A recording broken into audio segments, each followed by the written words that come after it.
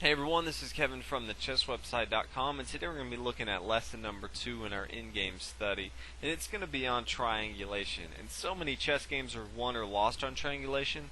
I feel like it's very important to not only talk about what it is, but go over some examples so you know exactly how it's played. And what triangulation is a position in a chess game where if it's your opponent's move, you will have a completely winning position, but it's your position.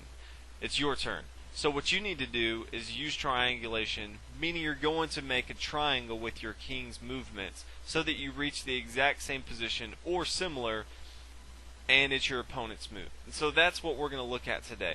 If you take a look at this example here, the white king would like to come to e3 and the black king would like to come to e5. Those are going to be the critical squares. From there, the kings can pretty much control the center and then gobble up all your opponent's pawns. But in this case, it's white's move. And if white tries to capture this e3 square, the black king can come to e5. And right now, it's white's move in this position, and there's nothing good that white can do. He can't come to d3 and he can't come to f3, so he's going to be pushed back, and once he does, the black king can come to either d4 or f4, gobble up our pawns and march his pawns down and promote to a king. So we want to reach this exact same position, but we want it to be black's move, because if we take a look at it in this same spot from the very beginning, if it's black's move, black has nowhere to move at the beginning. He can't use triangulation because if he moves away, we can come to e3 and he can't get back to his pawn fast enough before we control the center.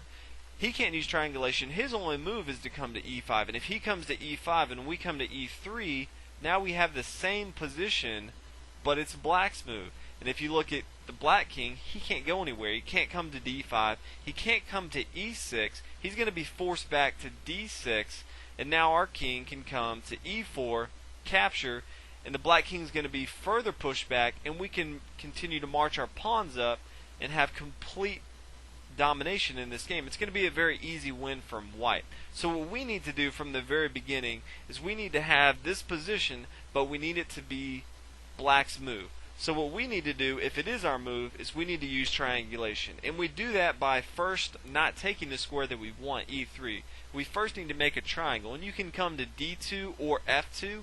I'm going to move to f2. Doesn't really matter. They're both going to make a triangle. And we're going to come to f2 and then try to come to e3.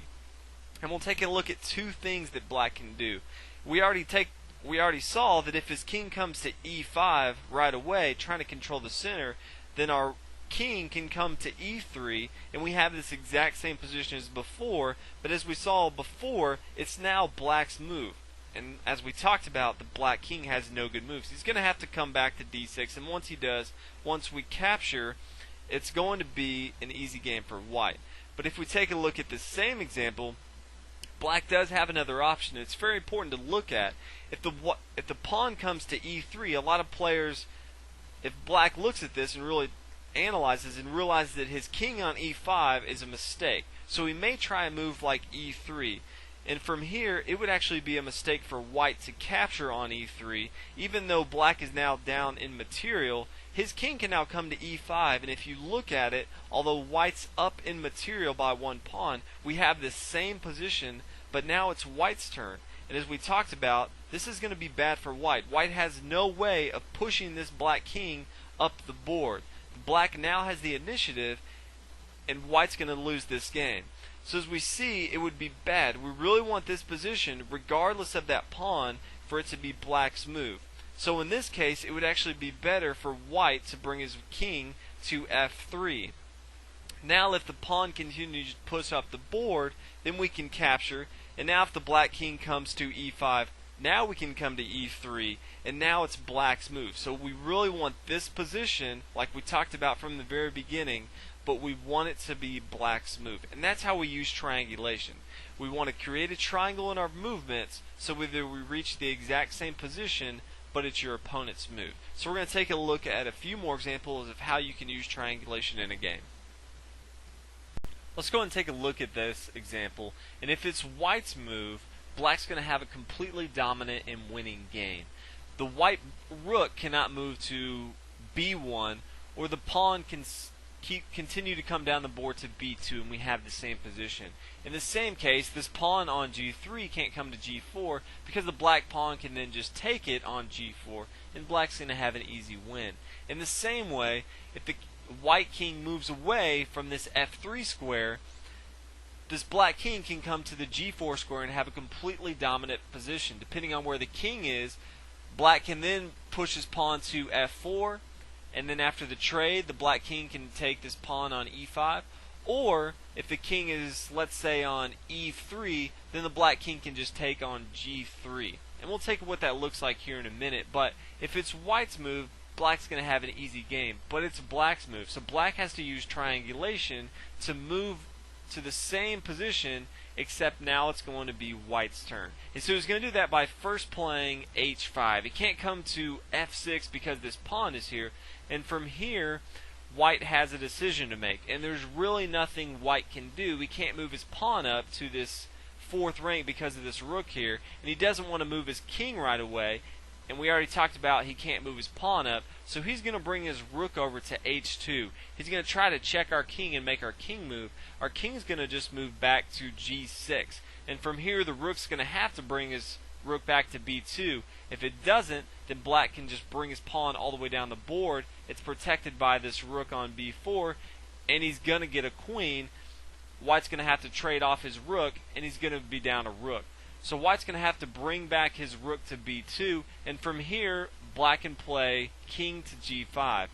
And as we can see, we have the exact same position, but now it's white's move. And it doesn't matter white moves. If he brings his king to f2, g2, or even e3, they're all going to be bad because now the black king can come, like we talked about, to g4, the critical square.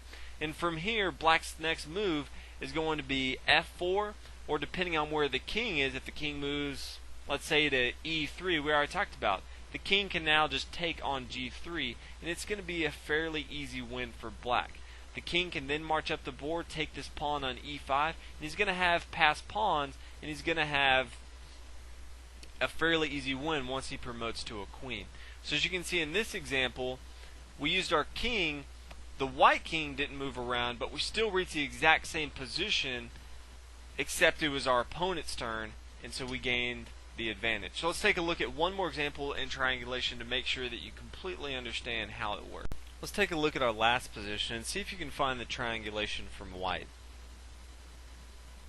Now hopefully you found it, but so many people in this position, they have a completely winning endgame, but they'll try to force the issue. If it's black's move, white's going to have a fairly easy win, but if it's white's move, so many times you'll see a move, white will play pawn to c6, trying to force the issue, but from here, black can come to c8 with his king, and this is going to be a drawn game.